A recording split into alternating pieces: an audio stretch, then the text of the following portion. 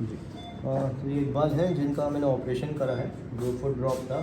इकबाल का जो foot drop था वो बहुत ज़्यादा सीवियर था, मतलब एकदम जैसे एकदम पैरालाइज्ड फुट जो होता है, ऐसा लग रहा था कि कोई मूवमेंट ही नहीं है। नीचे एक का मूवमेंट थोड़ा बहुत स्ट्रॉन्ग है इसका, लेकिन ऊपर वाला तो ऐसे डैंगलिंग था, it was complete dangling foot. आपने देखा होगा pre operative videos. Anyways operation हो गया है, और इस ऑपरेशन में मैंने बेसिकली जो सूचर्स यूज़ करें वो फाइबर टेप यूज़ करें, which is the strongest suture available, क्योंकि इनका काफ़ी वीकनेस थी। तो मैंने सूचर जो फाइबर टेप के साथ, और बटन जो लगाया, जो मैं यूजुअली बटन यहाँ पे लगाता हूँ, जैसा बटन यूजुअली यहाँ पे लगाता हूँ मैं, तो इनका कोई बटन नहीं है। वो बटन जो है अंदर की तरफ बोन के साथ लग गया है, तो वो परमानेंट बटन हो गया है। आपको मैं एक्सरे दिखाऊंगा, पोस्ट ऑप एक्सरे, और आप देखेंगे ऑपरेशन के बाद ये पैर बिल्कुल सीधा हो चुका है। पता भी नहीं चलेगा कि फुट ड्रॉप है नहीं। अगर आप इनका नॉर्मल पैर कंपेयर करेंगे, ये इनका नॉर्मल पैर है, चेक। जी जी आप दिख रहे हैं, जी जी। ये नॉर्मल पैर है, और ये इनका फुट ड्रॉप वाला पैर था जो ऑपरेट हुआ था। आप पहचान नहीं पाओगे किस में फुट ड्रॉप है किस में नहीं है। इकबाल को फोकस करो। इकबाल, कोई प्रॉब्लम तो नहीं है ऑपरेशन के बाद? कोई प्रॉब्लम पता तो नहीं चला बिल्कुल भी? नहीं, फाइन है, बिल्कुल चलो ठीक है। This is Dr. Adnan Feroz and I'm a consultant joint replacement at Feroz Specialist Hospital Aligarh. ये हमारे पेशेंट इकबाल हैं। हमने इनका 3 दिन पहले ऑपरेशन करा था फुट ड्रॉप सर्जरी के लिए, और आप लोगों ने इनका वीडियो भी देखा होगा। तो आज डे 3 है, और आज हम इनका प्लास्टर निकालने वाले हैं और वूंड देखेंगे।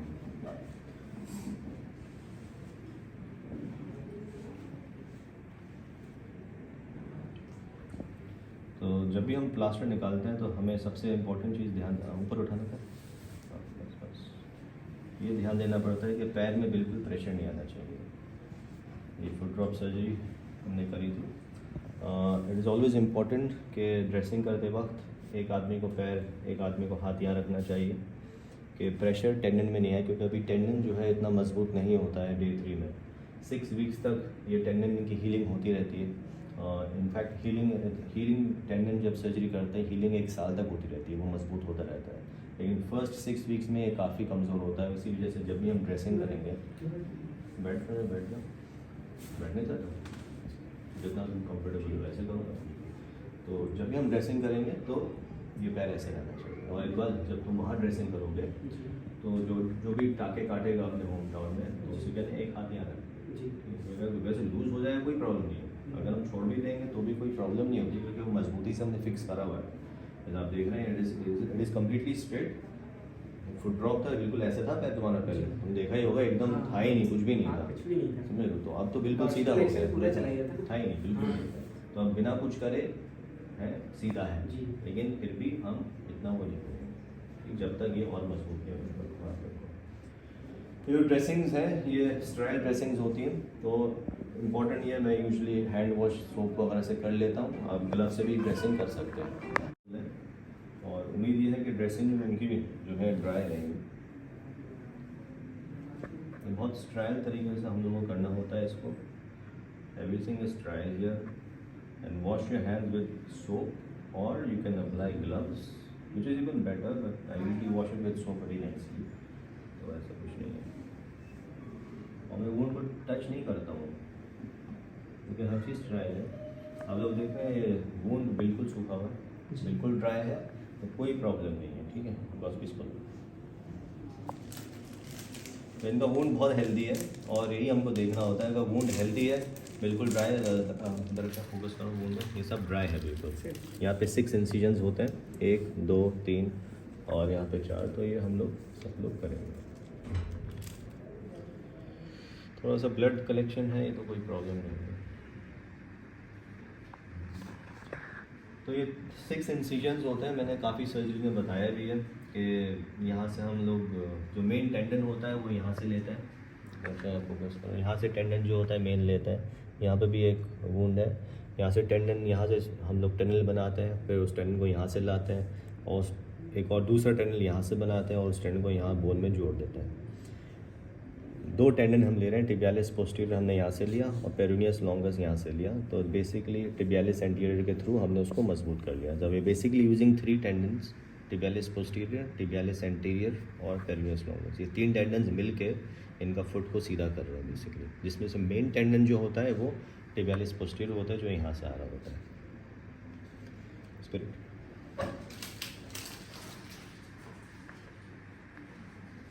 तो सर्जरी बहुत अच्छी गई इनकी। और दूसरी चीज़ मैं आपको बता दूं, मैंने शायद सर्जरी डे में भी बताया था कि हम जो यूजुअली जितने भी पेशेंट्स होता है हम लोग यहाँ बटन लगा लेते हैं। एक बार यहाँ दर्शन फुट में फोकस करना, यहाँ से आना, तो हम लोग यहाँ बटन लगा लेते हैं।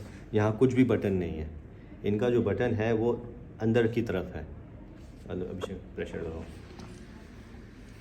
तो हमने स्किन के अंदर बरी कर लिया है। और वो बटन आप लोग को एक्सरे में दिखेगा।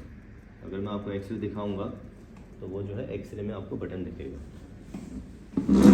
एक्सरे फोकस, ये वाला बटन है, ये इनका एक्सरे है और ये बटन अंदर बोन के पास एकदम अटका हुआ है।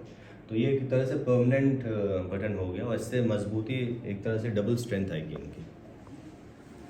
और ये बटन मैंने ऐसे लगा, आज इनफैक्ट जितने भी पेशेंट्स मैं करूँगा यूजुअली मैं सोच रहा हूँ इस बटन को अंदर ही लगाऊँ, क्योंकि वो बटन निकालने का कुछ प्रॉब्लम्स नहीं होती हैं, वो हमेशा रहेगा ऐसा।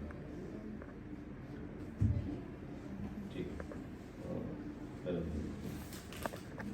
तो एवरीथिंग इज फाइन। तो हम ड्रेसिंग जो करेंगे ये यूजुअली स्ट्रैंड ड्रेसिंग होती हैं सब, और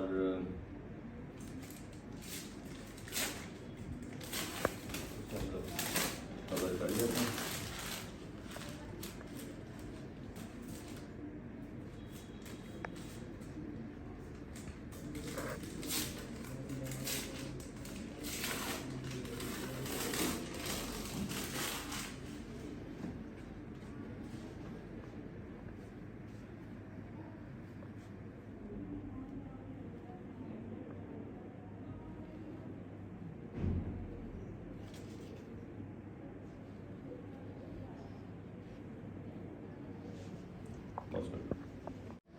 तो हमने बेसिकली ड्रेसिंग कर दी है, और जो प्लास्टर था फोकस पर, प्लास्टर जैसे लगाया था वैसे ही लगा दिया इस प्लास्टर को।